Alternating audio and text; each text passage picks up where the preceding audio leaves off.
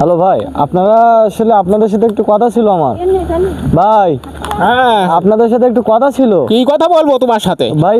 আপনারা এখানে অনেকক্ষণ যাবত বসে থাকার পরে আপনারা দেখলাম চলে যাচ্ছেন, যুক্তি করছিলেন। কি যুক্তি তা করছিলেন? যুক্তি করবো না, তোমার হাগার পানি এনে দেবো? হ্যাঁ, না, ভাই, তোমার ভাই। হাগার পানি এনে দেবো, তাই কর। ভাই এগুলো যুক্তি করবো না তো কি করবো? হ্যাঁ, সেই ঘুমের বাসে লিফিলি কোথাও শোন না, এই কি হয়েছে বলো। শোনেন, আপনি রাগ করছেন কেন ভাই? হুম, আপনি রাগ করলে তো হবে না, আমি একটু বলি। আপনি এখানে যুক্তি করছিলেন দুই ভাই, আসলে এখন দেশকালের অবস্থা খারাপ, তো আসলে কি করছিলেন একটু বলেন তো? আমরা দুজন যুক্তি করলাম হলো পেম্পে তেল নেই, আমাকে মোটর সাইকেল পড়ে রয়েছে বাড়ি। ও, তেলের জন্য? Yes yes. আর নদীর পাড়ে আসলে কি তেল পাবেন? আচ্ছা বলো দিন দেই কি ধরনের প্রশ্ন করে। নদীতে যদি তেল না হয় তাহলে আমরা আসবো না কেন? ওই দেখেন হাজার হাজার দেখেন বেরেল ওখানে পড়ে রয়েছে, ও। দেখতে পাচ্ছেন? আপনারা মনে হয় দেখতে পাবেন না, ও। আপনাদের তো চোখ নেই, কান নেই, নাক নেই, লুজাও নেই। আসলে কি হচ্ছে, তেল আছে?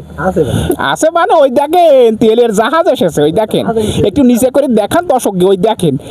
আমরা মিথ্যে কথা বলছি না, আপনি মিথ্যে কথা বলছেন সেই ঘুমেন। ও তাই? Yes yes. ও আচ্ছা, আবার ইংলিশে জানে দেখি।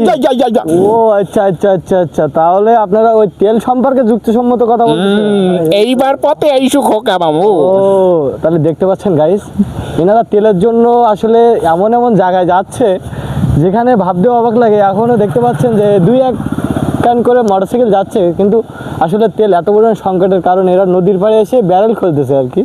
তো এই আপনারা ওই শয়তানের বান দিত, ওই মোটরসাইকেলের বান, এই বান শয়তানের বান। দেখছেন, তেলের- কেন ওরা? আমরা তেল মোটরসাইকেল লাভবান। চালাতে পারতেছি না, ওরা কেন চালাবে? হ্যাঁ, আসলে তেল আমরা লাভবান। সেলিব্রিটি মানুষ, আমরা চালাবো মোটরসাইকেল, কেন ওরা চালাবে কেন? ওরা তো আমাকে বাসে ভাই, করে নিয়ে ঠান্ডা হন, ঠান্ডা হন, ঠান্ডা হন। আপনার বিষয় আমি দেখতেছি, আপনি তেল না পেয়ে যা মাতলামি করছেন আমি বুঝতে পারছি।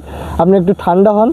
আসলে সরকারের তরফ থেকে আপনাদের সবাইকে তেল দেওয়া হবে এবং পাম্পেও তেল আসবে যত সম্ভব, মানে যত সময়ে চলে আসবে। আপনারা- এরাম আসার বাড়ি সেই খানের আমলে তো শুনে আসতেছি এই পর্যন্ত। না ভাই, এই এবার- জুলাই সনদ হয়ে গেল, এই পর্যন্ত শুনে আসতেছি। অবশ্যই কোনো শয়তান কোনো বালসিল ভাই আপনি রাগ করেন না ভাই, আপনি অবশ্যই তেল পাবেন ভাই, আপনি রাগ করেন না। সরকার পরিবর্তন হয়েছে, আমাদের সরকার খুবই ভালো, আপনি অবশ্যই তেল পাবেন। দুই একদিন দেরি হলেও আপনি আপনার তেল, ন্যায্য তেল আপনি পেয়ে যাবেন। আপনি- সমস্যা নেই, তাহলে দেখা যাক পরবর্তীতে কি হয়। আমরা সরকারের আশায় থাকলাম, ঠিক ঠিক আছে আছে ভাই, আল্লাহ। ওকে।